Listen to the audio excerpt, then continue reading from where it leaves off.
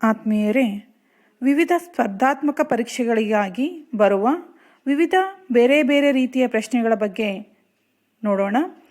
ಈ ದಿನ ನಾನು ಆಯ್ದುಕೊಂಡಂತಹ ವಿಷಯ ಪಂಪ ಪ್ರಶಸ್ತಿ ಪಡೆದವರು.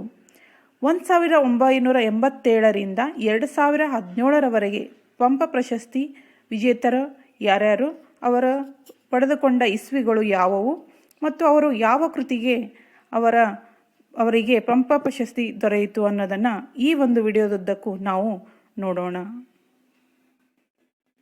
ಮೊದಲನೆಯದಾಗಿ ಕುವೆಂಪು ಅವರು. ಇವರು 1987ರಲ್ಲಿ ಶ್ರೀರಾಮಾಯಣ ದರ್ಶನಂ ಕೃತಿಗೆ ಪಂಪ ಪ್ರಶಸ್ತಿ ದೊರೆಯಿತು. ಟಿ. ನಂ. ಶ್ರೀಕಂಠಯ್ಯ ಇವರಿಗೆ 1988ರಲ್ಲಿ ಭಾರತೀಯ ಕಾವ್ಯ ಮೀಮಾಂಸೆ ಈ ಒಂದು ಕೃತಿಗೆ ಪಂಪ ಪ್ರಶಸ್ತಿ ದೊರೆಯಿತು. ಡಾಕ್ಟರ್ ಶಿವರಾಮ್ ಕಾರಂತ್ ಇವರಿಗೆ 1989ರಲ್ಲಿ ಮೈಮನಗಳ ಸುಳಿಯಲ್ಲಿ ಎಂಬ ಕೃತಿಗೆ ಪಂಪ ಪ್ರಶಸ್ತಿ ದೊರೆಯಿತು. ಸಂ. ಶಿ. ಬೂನಸೂರಮಠ್ ಇವರಿಗೆ 1990ರಲ್ಲಿ ಶೂನ್ಯ ಸಂಪಾದನೆ ಇದಕ್ಕೆ ಪಂಪ ಪ್ರಶಸ್ತಿ ದೊರೆಯಿತು. ಪೂತಿ ನರಸಿಂಹಾಚಾರ್ ಇವರಿಗೆ ಹರಿಚರಿತೆ 1991ರಲ್ಲಿ ಪಂಪ ಪ್ರಶಸ್ತಿ ದೊರೆಯಿತು. ಎ. ಎನ್. ಮೂರ್ತಿರಾವ್ ಇವರಿಗೆ ದೇವರು ಎಂಬ ಕೃತಿಗೆ 1992ರಲ್ಲಿ ಪಂಪ ಪ್ರಶಸ್ತಿ ದೊರೆಯಿತು. ಗೋಪಾಲಕೃಷ್ಣ ಅಡಿಗ ಇವರಿಗೆ ಸುವರ್ಣ ಪುತ್ಥಳಿ 1993ರಲ್ಲಿ ಪಂಪ ಪ್ರಶಸ್ತಿ ದೊರೆಯಿತು. ಸೇಡಿಯಾಪು ಕೃಷ್ಣ ಭಟ್ ಇವರಿಗೆ ವಿಚಾರ ಪ್ರಪಂಚ ಎಂಬ ಕೃತಿಗೆ 1994ರಲ್ಲಿ ಪಂಪ ಪ್ರಶಸ್ತಿ ದೊರೆಯಿತು. ಕೆ. ಎಸ್. ನರಸಿಂಹಸ್ವಾಮಿ ಇವರಿಗೆ ದುಂಡು ಮಲ್ಲಿಗೆ 1995ರಲ್ಲಿ ಪಂಪ ಪ್ರಶಸ್ತಿ ದೊರೆಯಿತು. ಎಂ. ಎಸ್. ಶಿವರುದ್ರಪ್ಪ ಇವರಿಗೆ ಸಂಶೋಧನೆಯ ಕಾರ್ಯಕ್ಕೆ 1996ರಲ್ಲಿ ಪಂಪ ಪ್ರಶಸ್ತಿ ದೊರೆಯಿತು. ಜಿ. ಎಸ್. ಶಿವರುದ್ರಪ್ಪ ಇವರಿಗೆ ಸಮಗ್ರ ಸಾಹಿತ್ಯಕ್ಕೆ ಪಂಪ ಪ್ರಶಸ್ತಿ ದೊರೆಯಿತು. ದೇ. ಜವರೇಗೌಡ ಇವರಿಗೆ 1998ರಲ್ಲಿ ಸಮಗ್ರ ಸಾಹಿತ್ಯಕ್ಕೆ ಪಂಪ ಪ್ರಶಸ್ತಿ ದೊರೆಯಿತು. ಚನ್ನವೀರ ಕಣವಿ ಇವರಿಗೆ 1999ರಲ್ಲಿ ಕವಿತೆಗಳು ಇದಕ್ಕೆ ಪಂಪ ಪ್ರಶಸ್ತಿ ದೊರೆಯಿತು.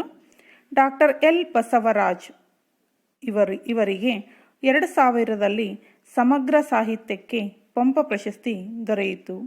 ಪೂರ್ಣಚಂದ್ರ ತೇಜಸ್ವಿ 2001ರಲ್ಲಿ ಸಮಗ್ರ ಸಾಹಿತ್ಯಕ್ಕೆ ಪಂಪ ಪ್ರಶಸ್ತಿ ದೊರೆಯಿತು. Doctor M. ಚಿದಾನಂದ ಮೂರ್ತಿ ಇವರಿಗೆ 2002ರಲ್ಲಿ ಸಮಗ್ರ ಸಂಶೋಧನೆಗೆ ಪಂಪ ಪ್ರಶಸ್ತಿ ದೊರೆಯಿತು. ಡಾಕ್ಟರ್ ಚಂದ್ರಶೇಖರ್ ಕಂಬಾರ್ 2003ರಲ್ಲಿ ಸಮಗ್ರ ಸಾಹಿತ್ಯಕ್ಕೆ ಪಂಪ ಪ್ರಶಸ್ತಿ ದೊರೆಯಿತು.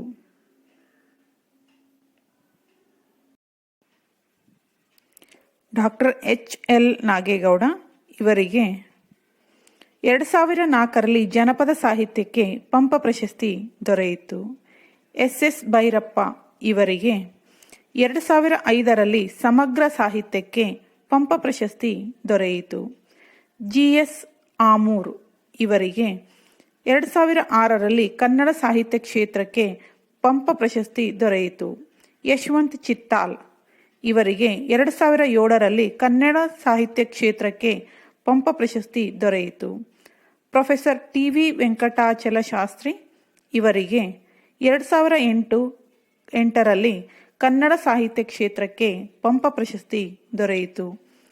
ಪ್ರೊಫೆಸರ್ ಚಂದ್ರಶೇಖರ್ ಪಾಟೀಲ್ ಇವರಿಗೆ 2009ರಲ್ಲಿ ಕನ್ನಡ ಸಾಹಿತ್ಯ ಕ್ಷೇತ್ರಕ್ಕೆ ಪಂಪ ಪ್ರಶಸ್ತಿ ದೊರೆಯಿತು. ಶ್ರೀ ಜಿ. ಎಚ್. ನಾಯಕ್ ಇವರಿಗೆ ಸಮಗ್ರ ಸಾಹಿತ್ಯಕ್ಕೆ 2010ರಲ್ಲಿ ಪಂಪ ಪ್ರಶಸ್ತಿ ದೊರೆಯಿತು. ಡಾಕ್ಟರ್ ಬರಗೂರು ರಾಮಚಂದ್ರಪ್ಪ ಇವರಿಗೆ 2011ರಲ್ಲಿ ಸಮಗ್ರ ಸಾಹಿತ್ಯಕ್ಕೆ ಪಂಪ ಪ್ರಶಸ್ತಿ ದೊರೆಯಿತು. Doctor D. N. Shankara Bhat ಇವರಿಗೆ 2012ರಲ್ಲಿ ಸಮಗ್ರ ಸಾಹಿತ್ಯಕ್ಕೆ ಪಂಪ ಪ್ರಶಸ್ತಿ ದೊರೆಯಿತು. ಶ್ರೀ ಕಯ್ಯಾರ ಕಿಞ್ಞಣ್ಣ ರೈ ಇವರಿಗೆ 2013ರಲ್ಲಿ ಸಮಗ್ರ ಸಾಹಿತ್ಯಕ್ಕೆ ಪಂಪ ಪ್ರಶಸ್ತಿ ದೊರೆಯಿತು. ಪ್ರೊಫೆಸರ್ ಜಿ ವೆಂಕಟಸುಬ್ಬಯ್ಯ 2014ರಲ್ಲಿ ಕನ್ನಡ ನಿಘಂಟುಕ್ಕೆ ಪಂಪ ಪ್ರಶಸ್ತಿ ದೊರೆಯಿತು. ಡಾಕ್ಟರ್ BA ಸನದಿ ಇವರಿಗೆ 2015ರಲ್ಲಿ ಸಮಗ್ರ ಸಾಹಿತ್ಯಕ್ಕೆ ಪಂಪ ಪ್ರಶಸ್ತಿ ದೊರೆಯಿತು. ಡಾಕ್ಟರ್ ಹಂಪ ನಾಗರಾಜಯ್ಯ ಇವರಿಗೆ 2016ರಲ್ಲಿ ಸಮಗ್ರ ಸಾಹಿತ್ಯಕ್ಕೆ ಪಂಪ ಪ್ರಶಸ್ತಿ ದೊರೆಯಿತು. ಡಾಕ್ಟರ್ KS ನಿಸಾರ್ ಅಹಮದ್ ಇವರಿಗೆ 2017ರಲ್ಲಿ ಅವರ ಕಾರ್ಯಕ್ಕೆ ಪಂಪ ಪ್ರಶಸ್ತಿ ದೊರೆಯಿತು. ಆತ್ಮೀಯರೇ, ಇಲ್ಲಿಯವರೆಗೆ ತಾವು ಒಂದು ಮುಖ್ಯವಾದ ವಿಷಯದ ಬಗ್ಗೆ ಮಾಹಿತಿಯನ್ನು ಪಡೆದಿರಿ. ಮುಂದಿನ ವಿಡಿಯೋದಲ್ಲಿ ಮತ್ತೊಂದು ಪ್ರಮುಖವಾದ ಮಾಹಿತಿಯೊಂದಿಗೆ ಭೇಟಿಯಾಗೋಣ. ಅಲ್ಲಿಯವರೆಗೂ ಟೇಕ್ ಕೇರ್, ಬಾಯ್.